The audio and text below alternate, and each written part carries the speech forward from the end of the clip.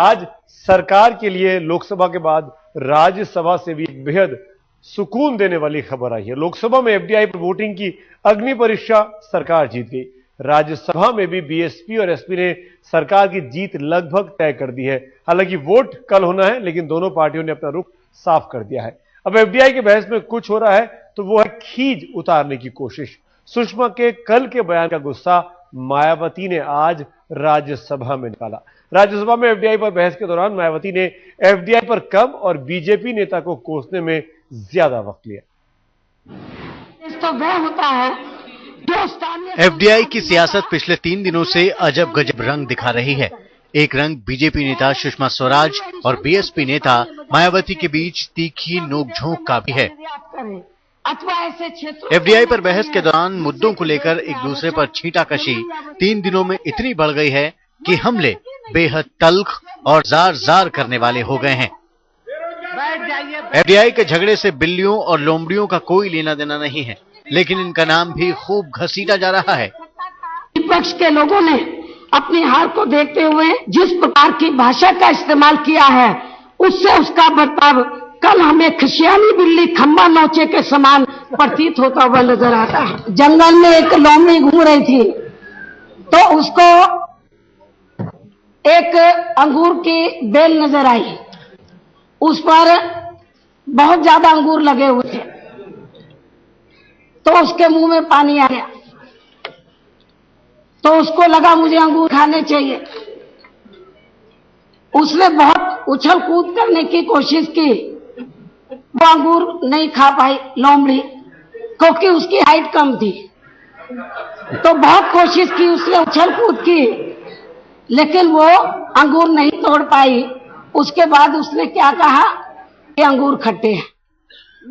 मायावती का गुस्सा बीजेपी के उस बयान से है जो लोकसभा में एफडीआई पर सरकार की जीत और विपक्ष की हार के बाद आया और सदन से वॉकआउट कर सरकार का साथ देने के लिए एसपी बीएसपी को जमकर कोसा गया। कांग्रेस के साथ साथ सपा और बसपा का भी आचरण आज बहुत मुखर होकर सामने आया। भाषण हमारे साथ, वोट उनके साथ। इस बयान का ऐसा असर दिखा कि एफडीआई पर बहस के बावजूद बीएसपी नेता मायावती ने ज्यादा वक्त बीजेपी को कोसने में ही गंवाया। कभी बीजेपी को सांप्रदायिक कहा, कभी खंबा नोचने वाली खिसियानी बिल्ली, और अंत में बीजेपी को जलाने के लिए ये ऐलान भी कर दिया कि लोकसभा की तरह बीएसपी राज्यसभा से वॉकआउट नहीं करेगी, बल्कि सांप्रदायिक ताकतों की साजिश बेनकाब करने के लिए एफडीआई पर सरकार के पक्ष में वोट करेगी।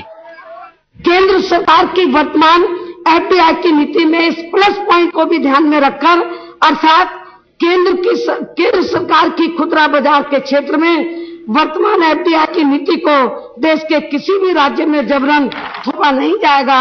ऐसी स्थिति में इस प्लस पॉइंट को भी ध्यान में रखकर अब हमारी पार्टी ने कल यहां राज्यसभा में केंद्र सरकार के पक्ष में ही वोट देने का फैसला लिया। एफडीआई पर वोटिंग को लेकर मायावती ने जब सस्पेंस खत्म किया तो खुशी की तालियां विपक्ष के खेमे में नहीं बल्कि सरकारी खेमे में बजी। मायावती इस बात पर बुरी तरह भड़की हुई थी कि बीजेपी ने एफडीआई बनाम सीबीआई का शिगुफा छोड़कर फिक्रा क्यों कसा। गला खराब होने के बावजूद मायावती खूब बोली और अपने भाषण में शुरू से ही ये साबित करने में जुटी रही कि उनकी पार्टी के फैसले पर सीबीआई का खौफ कतई हावी नहीं, बल्कि अगर वो सीबीआई के पचड़े में फंसी भी तो इसके लिए जिम्मेदार केंद्र की पुरानी एनडीए सरकार ही है। पहले दिन के बहस में बीजेपी ने एफडीआई पर सरकार को घेरने में कोई कोर कसर बाकी नहीं छोड़ी, लेकिन मायावती का रुख साफ होते ही सारा तिलिस्म टूट गया और सरकार के लिए राहें आसान हो गई। उसे समझ में आ गया कि बहस में चाहे कोई कुछ भी कहे, वोटिंग में उसे अब कोई चिंता नहीं है। शमशेर सिंह के साथ संजय शर्मा, दिल्ली, आज तक। जो बीएसपी कल लोकसभा से वॉकआउट करती है, वो बीएसपी खुलकर सरकार का समर्थन करेगी राज्यसभा में। सरकार को इसकी जरूरत भी थी। कुल मिलाकर ऐसा लगता है कि कल जो सुषमा स्वराज का बयान था मायावती के मद्देनजर सीबीआई की वजह इस्तेमाल का, वो कहीं ना कहीं विपक्ष के लिए उल्टा पड़ गया। और यही बात जब एजेंडा आज तक में पूछी गई मायावती को बनाने को लेकर संसदीय कार्य मंत्री कमलनाथ से, तो उन्होंने साफ कहा कि कमलनाथ जी ने कि समझाया गया, मनाया गया, और क्योंकि मायावती समझदार है उनको समझ में आसानी से आ गया। आपने मायावती जी को कैसे मनाया? देखिए, बात स्पष्ट है। ये बहस जो लोकसभा में हो रही है और राज्यसभा में हो रही है, ये किस बात की बहस है कि एफडीआई आए या नहीं आए। ये हमने राज्य सरकारों को ये अधिकार दिया है। We have enabled the state governments to avail of FDI। ये फैसला लोकसभा में, कोई भी फैसला, कोई भी वोट का फैसला हो, ये हम लोकसभा में नहीं तय कर सकते, राज्यसभा में नहीं तय सकते, ये राज्यों की विधानसभा में तय होना है। तो बात बची क्या? राजनीति की बात बची।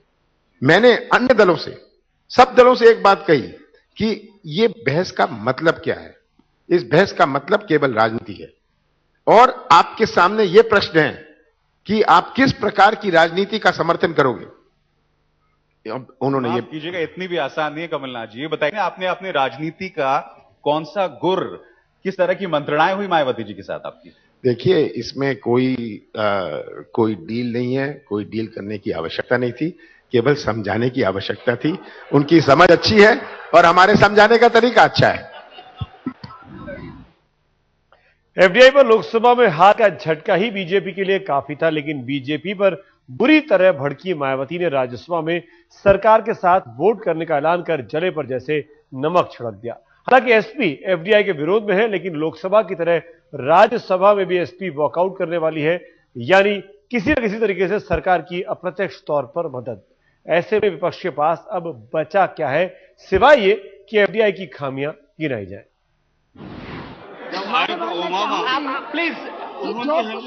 मायावती और मुलायम एक दूसरे के धुर विरोधी हैं, लेकिन फिलहाल यही एम फैक्टर है मनमोहन सरकार के संकट मोचन। मायावती ने एफडीआई पर सरकार के साथ वोट करने का ऐलान कर प्रधानमंत्री मनमोहन सिंह के माथे की सारी शिकन खत्म कर दी थी। बारी थी प्रधानमंत्री मनमोहन सिंह के चेहरे पर मुस्कान लाने की, तो वो अरमान एसपी ने पूरा कर दिया, ये ऐलान कर कि राज्यसभा में वोटिंग के दौरान एसपी वॉकआउट करेगी। पार्टी का जो लोकसभा में रुख था वही राज्यसभा में रहेगा, यानी पार्टी यहां भी वॉकआउट करेगी। That is clear.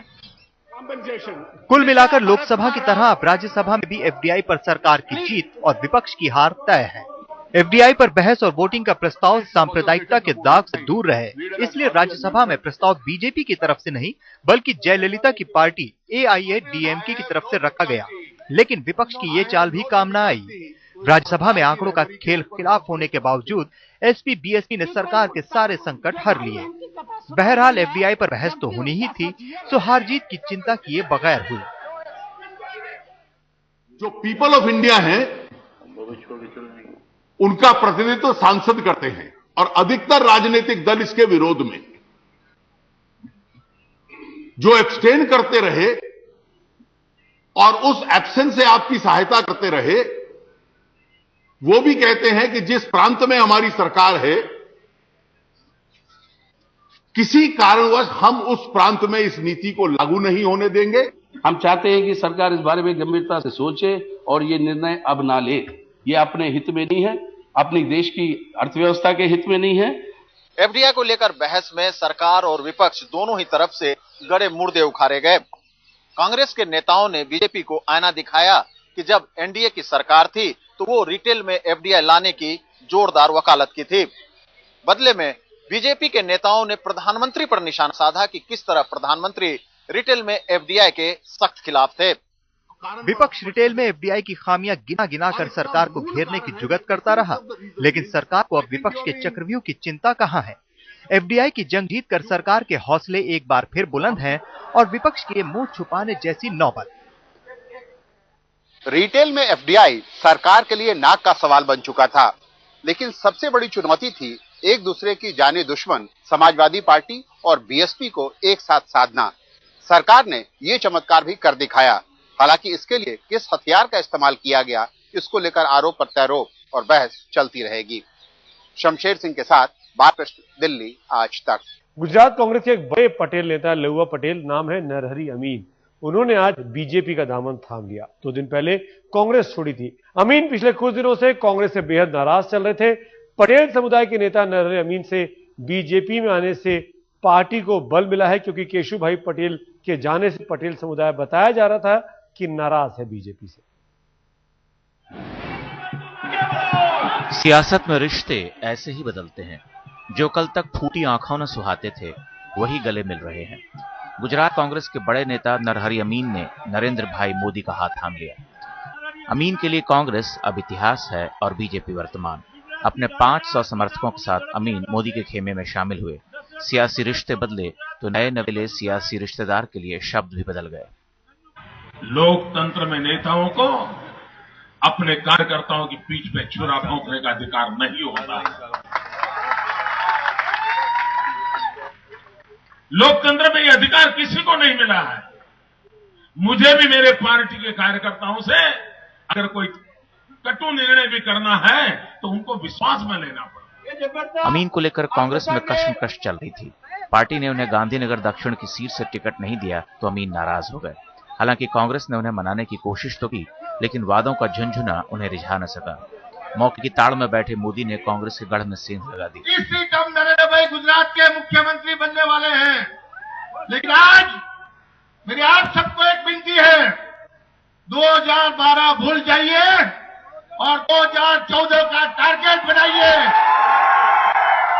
और गुजरात का गौरव, गुजरात का सपोर्ट दिल्ली के दरबार में वडाप्रधान की हैसियत से बैठे ये काम आज से अपने करने का शुरुआत करने की है। कांग्रेस को लगता है कि 2 बार चुनाव हार चुके अमीन हारे हुए नेता हैं। बावजूद इसके पार्टी ने उन्हें ऊंचा ओहदा दिया, लेकिन अमीन ने चुनाव से ठीक पहले बीजेपी का दामन थाम कर दगाबाजी कर दी। श्री अमीन साहब को लगातार 4 बार गुजरात प्रदेश की जनता ने चुनाव में नकारा। उसके बाद भी पार्टी ने हमेशा उनको मान सम्मान के साथ, प्रमुखता के साथ, निर्णायक भूमिका के साथ रखा और इस चुनाव के मौके पर जो उन्होंने कदम उठाया है, मैं समझता हूं कि वो उचित नहीं है और ये एक तरीके का विश्वासघात है। नरहरि अमीन के आने से बीजेपी को बड़ा फायदा हो सकता है। सौराष्ट्र में केशुभाई पटेल मोदी के लिए परेशानी का सबब बने हुए हैं। केशुभाई का काउंटर करने के लिए अमीन मोदी के लिए तुरुप का पत्ता साबित हो सकते हैं और पटेल वोटों के लिए तरस रही कांग्रेस की मुश्किलें बढ़ सकती हैं। अहमदाबाद से गोपी घांगर के साथ आज तक ब्यूरो। और इस वक्त एक बड़ी खबर, राज्यसभा में एफडीआई पर बहस के दौरान बीजेपी नेता वेंकैया नायडू की एक टिप्पणी प्रभा ठाकुर की कांग्रेस के नेता को इतनी बुरी लगी कि वो रो पड़े। शोर शराबे के बाद सदन में नेताओं ने वेंकैया नायडू से माफी मांगने को कहा। नेता अब वो अगर ये भी कहे कि मुझे हिंदी नहीं आती तो फिर उन्हें बेवकूफ शब्द कैसे बोलना आता है। और इससे ये एक मेरा नहीं, एक किसी भी महिला के प्रति, किसी भी अपनी कुलीग के प्रति या महिला जाति के प्रति उनके मन में बीजेपी भारतीय जनता पार्टी के नेताओं में कितना सम्मान है उनके प्रति, इसकी वरना वो कम से कम इतना तो कर ही सकते थे। हमारी कोई ज्यादा कोई डिमांड नहीं थी कि भाई आप ये अपना शब्द वापस ले लीजिए, माफी मांग लो, लेकिन अगर माफी भी ना मांगे, चेहरा दिखाता है, माफी भी ना मांगे तो इतना ही कहते हैं कि भाई मैंने शब्द मुंह से निकल गए, उससे तकलीफ हुई है तो मैं अपने शब्द वापस लेता हूँ। इतना ही हम चाह रहे थे, पर इतना भी उनके लिए ये ईगो का सवाल हो गया कि हम तो इतना भी नहीं कहेंगे। महिलाओं को वो कमजोर समझते हैं, शायद इसलिए उन्होंने मुनासिब नहीं समझा। मानव सेवा को धर्म मानकर समाज के लिए कार्य करने वाली उदयपुर की नारायण सेवा संस्थान को इस साल एसआर जिंदल प्राइज 2012 की असाधारण सामाजिक सेवा कैटेगरी से सम्मानित किया गया। और खास बात यह कि इस संस्थान में भारत नहीं बल्कि पाकिस्तान, श्रीलंका, भूटान और नेपाल से भी लोग निःशुल्क इलाज पाने के लिए आते हैं।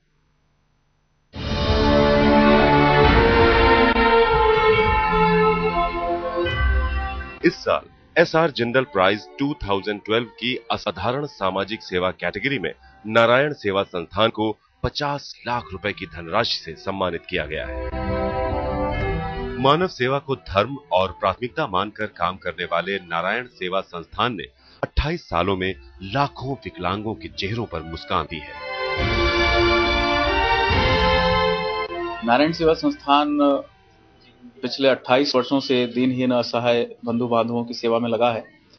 अभी संस्थान का 1100 बेड का अस्पताल है, जहां भारत ही नहीं भारत के बाहर से भी लोग दुखी दर्दी आते हैं। किसी को पोलियो होता है, कोई जन्मजात विकलांग होता है, विभिन्न प्रकार की विकलांगता से ग्रसित, डिसेबिलिटी से ग्रसित बच्चे, बूढ़े, सभी प्रकार के वर्ग के लोग आते हैं, युवा भी होते हैं। उदयपुर में बना ये संस्थान 1100 बेड का चिकित्सालय है, जहां विकलांगों का निःशुल्क इलाज किया जाता है। साथ ही सेरिब्रल पॉल्जी जैसी मानसिक बीमारी के मरीजों का भी निःशुल्क इलाज किया जाता है।